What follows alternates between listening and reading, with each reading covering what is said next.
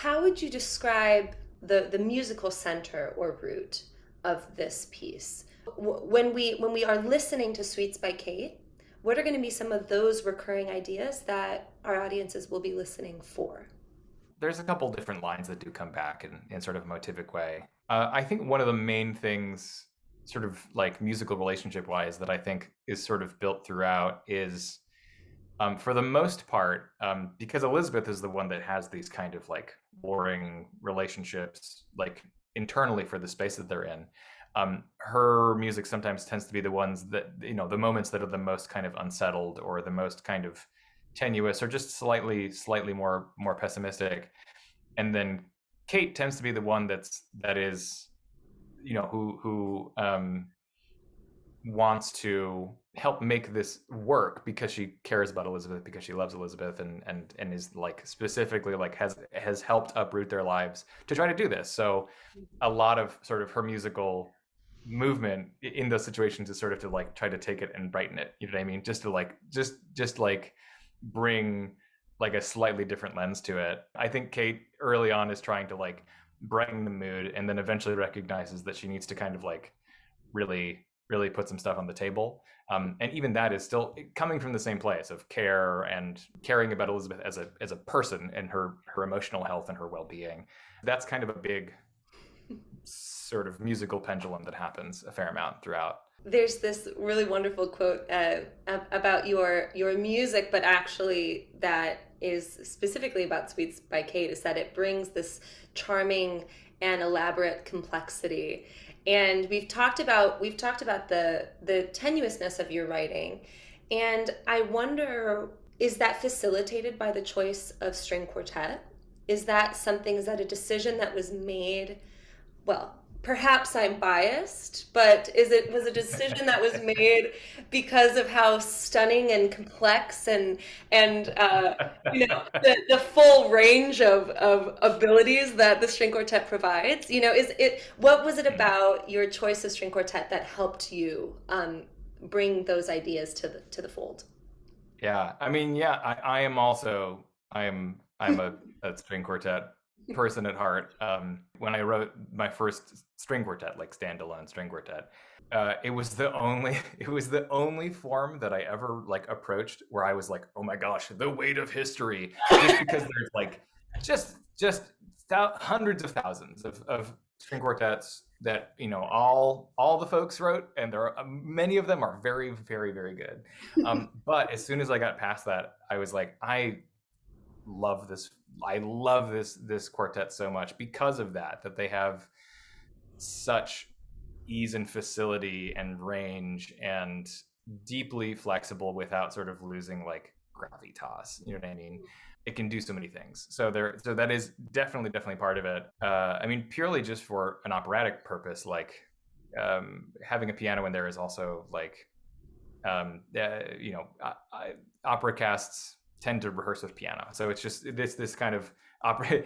I also love piano. The piano I have more of like a love and hate relationship, where we have our my relationship to the piano is more tenuous than it is to string. Um, but opera companies like are often hire a pianist for rehearsals, and that pianist often tends to play in the pit. Like that's just that tends to be part of it. But I also like, I mean, piano quintet is also great. You know what I mean? So it's again similar kinds of facility, similar kinds of flexibility. It was a lovely choice to have that piano be there, and I think it's just has made everything really fit together. We very rarely are playing together, us members of the string quartet, but we are oftentimes in working in pairs, but always have a connection with the piano, which is just such a lovely thread. Whereas, this music wouldn't sit the same if it was just string quartet. It wouldn't. And so I think it's a really awesome challenge and awesome project. But it's almost like we're getting a little wink from you along the way, which is like, hey, you have this, you are grounded here. There are things that you can be listening for, and this is how you can do that. When we come together as a string quartet and we're working on this music, many times, like many gestures, we've had to sort of figure out where they sit. We've had to make decisions about bowing changes and gesture changes. And do you feel a tenuousness with that sort of pull of, okay, this musician wants to do something with my music. Is that okay? Or is it something that you feel really comfortable about in your writing? Is that a sort of inherent part of the process? For sure. That's one of the joys of the process. In writing and making scores, I'm sort of setting up a space and not a very specific set of instructions. I don't think that the piece is really complete unless the performers are bringing things to it. I want their fingerprints on it. I want their personalities in it. I think that's a joy for me. You know, in the previous 5 or 6 times that the show has been done, they're all very different. The presentations of the characters are different. The tempi and musical shifts and things are all different. They're all individual. You know what I mean? And that's a joy for me. You know what I mean? I don't just want this to be replicated like boop boop boop boop boop like through in different places. You know what I mean? There's some things that overlap, but I want them to be individual. I think that's partially also, especially me coming from opera, because I have told other folks who are interested in getting into opera that if you aren't cool with people touching your baby, you probably should not write an opera, because there are a lot of people that touch the baby, and that's cool. Like, that's part of the process, you know. And I think it requires a pretty deep level of inherent trust that obviously the conductor in the pit and all the musicians involved.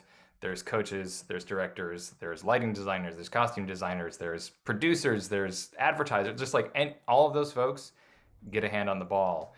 And you have to trust that those people like also want the show to go good and like care about the show and are doing their best and are bringing their best to the table. And always the end product is better than I could have done if somehow I had micromanaged every single element. Like, why would I do that? I love when people's fingerprints are on. So speaking of one of those fingerprints, Lara Semetko-Brooks is the director of this particular production, Suites by Kate. And I'd love for you to talk about your relationship with her and how this piece came to Ohio State. How did we get so lucky to be able to perform it? Yeah, so I went to graduate school with Lara. We both went to the University of Illinois. And kind of like almost ships passing in the night, like it's a 2-year degree and we were just there for 1 year together. But Lara's an amazing vocalist, like a tremendous amount of facility in opera and musical theater and jazz, and just like a really, really stunningly multifaceted artist and person. And it's funny because we saw each other and we were in some shows there, but really it wasn't until a couple of years later that she started teaching at a school in Topeka, Kansas, and was like, hey, I was really thinking about doing your show here at Washburn University, and so we sort of like reconnected over that and did like just the piano version of the show there with her students, and they did a bang up job. Basically, that was sort of like a rekindling. Obviously, Lara and Robert have since moved to Columbus and started working at Ohio State, and she was like, I think we could totally do it again. Like I think these students are ready for it, and I think that they would really love it.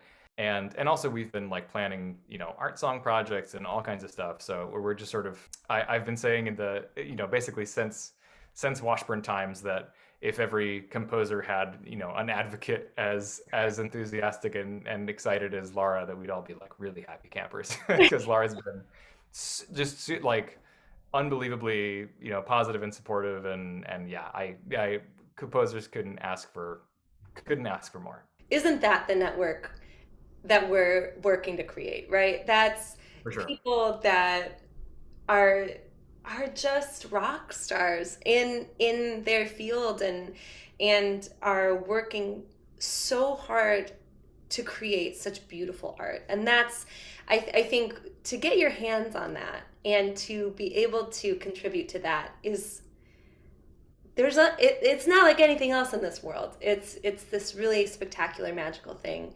So I just wanted to thank you for being here, for bringing this music, and for giving us the opportunity to get our hands all over it. Absolutely. Thank you. Thank you all for being, part of this sort of big, beautiful machine. Great.